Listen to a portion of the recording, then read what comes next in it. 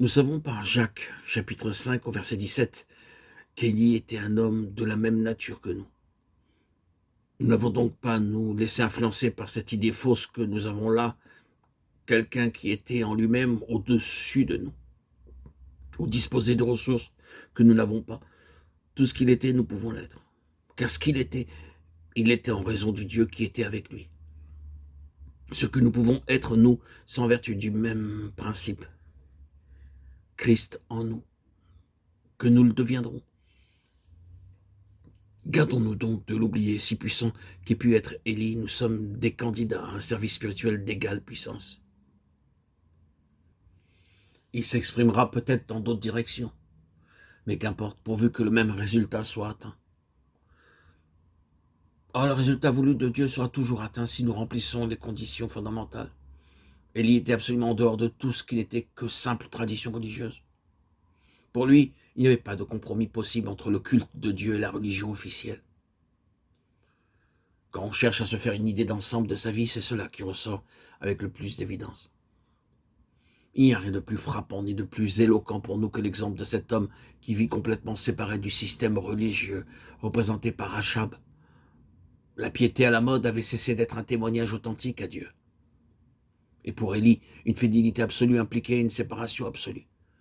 Plutôt être seul avec le Seigneur que de s'associer à quelque chose qui n'est plus pour lui qu'une vivante déception.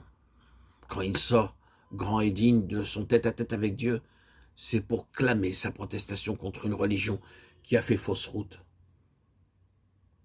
Attitude coûteuse, car la persécution et l'opprobre qu'il rencontrera sur son chemin lui seront infligés, non par le monde, ce serait plus facile à accepter, mais par le peuple de Dieu lui-même. Expérience commune à tous ceux, dans tous les temps, qui eurent la hardiesse de prendre nettement position en faveur de ce qui est de Dieu. La netteté dans les paroles et dans les actes est une chose que l'ennemi ne pardonne jamais, a dit une femme de Dieu. Il en sera toujours ainsi. Mais si Dieu est pour nous, qui sera contre nous? Être un Élie suppose, dans notre attitude vis-à-vis de Dieu, l'absolu, avec une croix au centre de notre vie.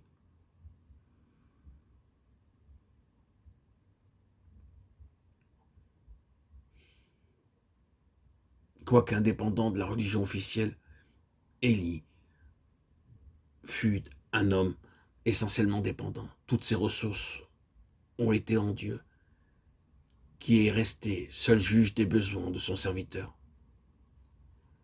En ce qui concerne sa subsistance, il y a un fait très significatif, c'est que la Bible ne fait mention nulle part à propos d'Élie de ressources et de moyens naturels. Il dut avoir cela, va de soi, une vie physique normale comme vous et moi. Mais le Saint-Esprit omet soigneusement toute allusion à cette vie-là pour ne nous parler que des ressources qu'il obtient d'une intervention spéciale de Dieu. Les corbeaux au torrent de Kérit, l'huile et la farine chez la veuve de Sarepta, les provisions préparées à 2 reprises par l'ange au cours de la fuite à Horeb. Même son énergie physique est soutenue de façon surnaturelle. Un jour, la main de l'Éternel fut sur Élie, disons-nous, et il devança le char d'Achab. Une autre fois, les forces que Dieu lui donne sont telles qu'il peut marcher 40 jours et 40 nuits. Il n'est pas jusqu'à sa protection qu'il ne soit assuré par Dieu lui-même. Quand les soldats envoyés par Acasia s'approchent pour l'appréhender, le feu descend du ciel et les consume. Dépendance de Dieu seul. Au point de vue naturel et humain, aucun appui, aucune ressource. Des besoins surgissent, la puissance et la vie d'en haut se manifestent, et tout est bien. Quel modèle! Quelle vivante préfiguration du Seigneur Jésus, qui dira plus tard, lui, le Fils de Dieu, « Je ne puis rien faire de moi-même, je vis par le Père. » Dans tout ce qui est religieux et chrétien, est-ce bien cette attitude qui fait règle? Peut-on dire avec vérité qu'à l'heure actuelle, les activités issues de l'Évangile s'inspirent de tels exemples? Hélas, ne fait-on pas grand cas, au contraire, des appuis humains? Est-il exagéré de dire qu'on fait quelquefois la cour aux ressources de ce monde et à ses méthodes commerciales?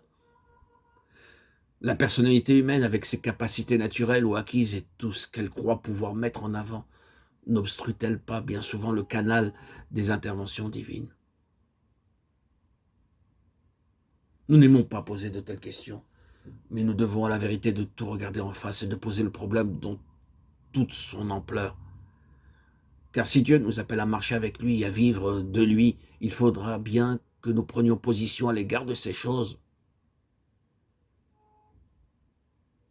En toutes circonstances, un Élie regardant en haut, sachant que le Dieu qui est avec lui est capable de satisfaire à tous ses besoins.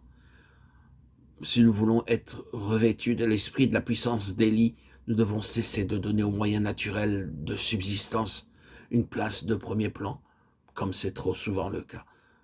Le Saint-Esprit nous réclame avec jalousie, et il ne mettra jamais son sceau sur un ministère qui a son point d'appui sur la terre. Jacques, chapitre 4, verset 5.